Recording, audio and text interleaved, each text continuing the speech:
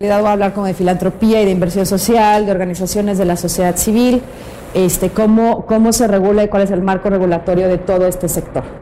Ahora, es muy importante este esquema, lo hizo el CEMEFI, no sé si están familiarizados con qué es el CEMEFI, les voy a explicar, es el Centro Mexicano para la Filantropía.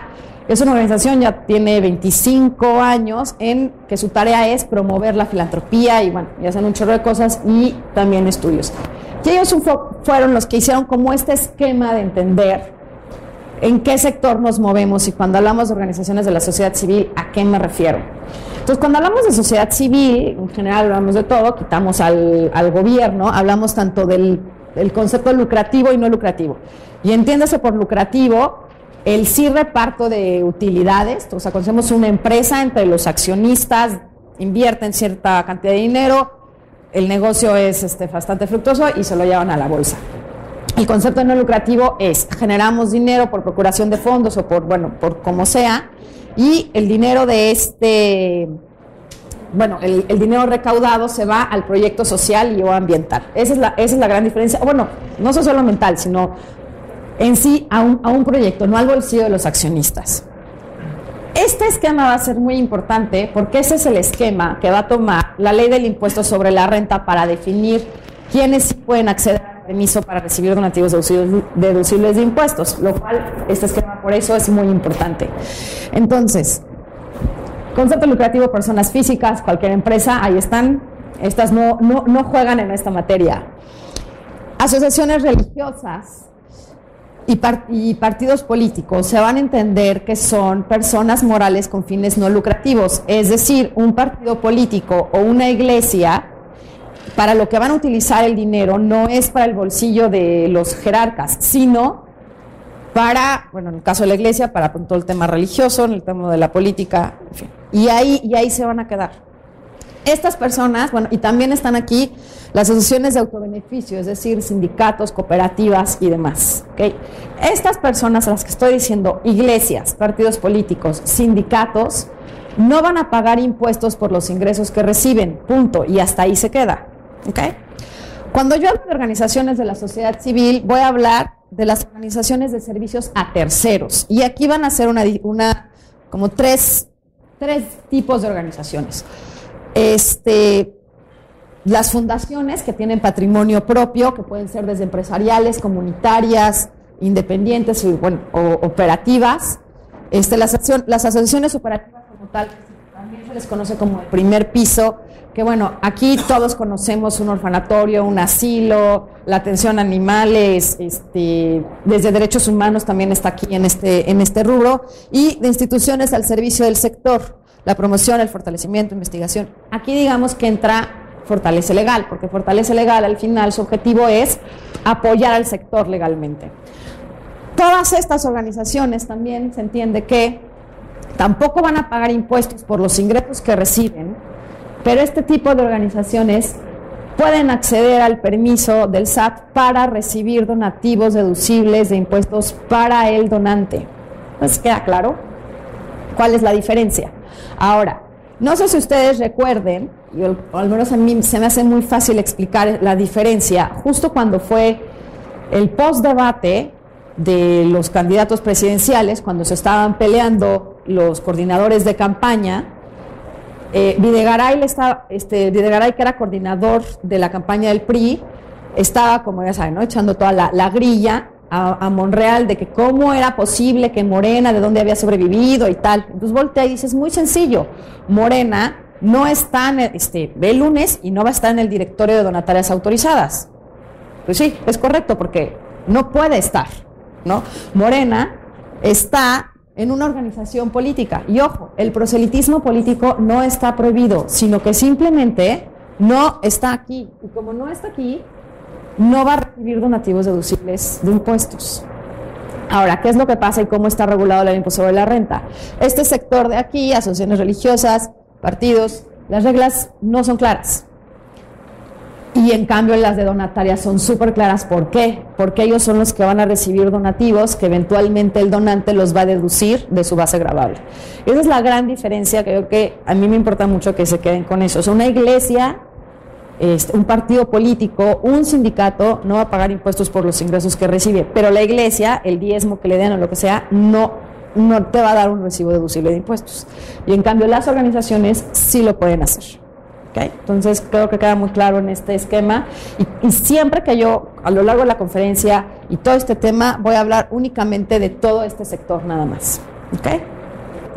¿Qué es lo que va a hacer el impuesto sobre la renta? De entrada estamos en título 3, ¿no? Lo que les decía, personas morales con fines no lucrativos. Entonces yo voy a definir quiénes son y a quiénes yo les voy a dar el permiso para ser donatarias autorizadas, es decir, para recibir donativos deducibles de impuestos. Y hace una gama de actividades un poco extraña que evidentemente no caen perfecto en las actividades de las organizaciones. Pero bueno, entonces dice, bueno, en primer lugar, lo que yo quiero para que yo, SAT, te dé el permiso de ser donataria es que tú tengas un objeto social que esté acorde con el artículo 95, fracción sexta. Va. Y además quiero que me traigas una constancia de una autoridad donde efectivamente le conste que haces lo que dices que estás haciendo. Perfecto. Entonces, ¿cuáles son esas actividades y cuál es esa autoridad? Entonces, primero es asistencial. Definen el asistencial en el artículo 95, fracción sexta, y para eso va a ser importantísimo que todas tus actividades asistenciales estén dirigidas a personas, sectores, regiones de escasos recursos, comunidades indígenas, grupos vulnerables por edad, sexo o discapacidad. Las palabras que acabo de decir, porque lo que sucede mucho es que muchas organizaciones ponen, pues voy a ayudar a los niños desprotegidos de la Sierra Lacandona de Chiapas, entonces la respuesta del SAT va a ser, no estás atendiendo a los beneficiarios permitidos. Entonces, por supuesto que hay mucha reacción de ¿cómo? ¿Por qué? ¿Qué? No, porque las palabras son las que acabo de decir. Personas, sectores, regiones de escasos recursos, comunidades indígenas, grupos vulnerables por edad, sexo o discapacidad. No se vale poner, ay, pobres, no, tienen que poner las palabras que tengo que decir. ¿Por qué? Porque las leyes fiscales se interpretan de manera estricta. Entonces, cuando yo en el objeto social pongo, voy a ayudar a los niños de la sierra, y entonces sí, entonces el amor, y bien, no está autorizado. Porque si la ley dice eso, tienes que poner lo que dice la ley. Entonces, no hay mucha libertad de redactar su objeto social. Ahora, no pasa nada, tampoco, ¿no? O sea, hay muchas organizaciones, pero ¿cómo es que el SAT no me está permitiendo? No pasa nada. O sea, tampoco es que un auditor del SAT vaya a ver si el niño es indígena o no. No.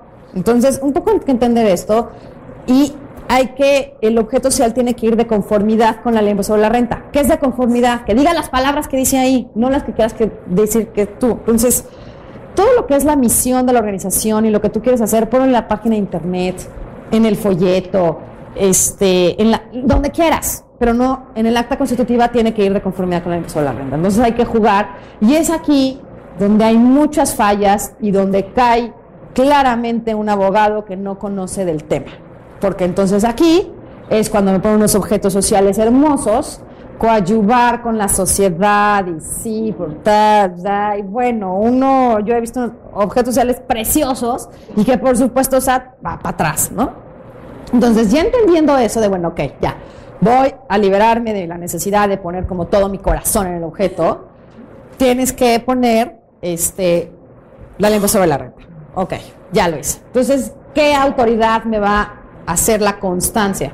En temas asistenciales es ya sea Indesol, CDSOL, DIF en los 3 niveles de gobierno, y si eres IAP, las juntas de asistencia privada. Es importante que aquí el SAT como que se pone muy exigente y la cartita tiene que decir hago constar, ¿no? Es bien importante eso.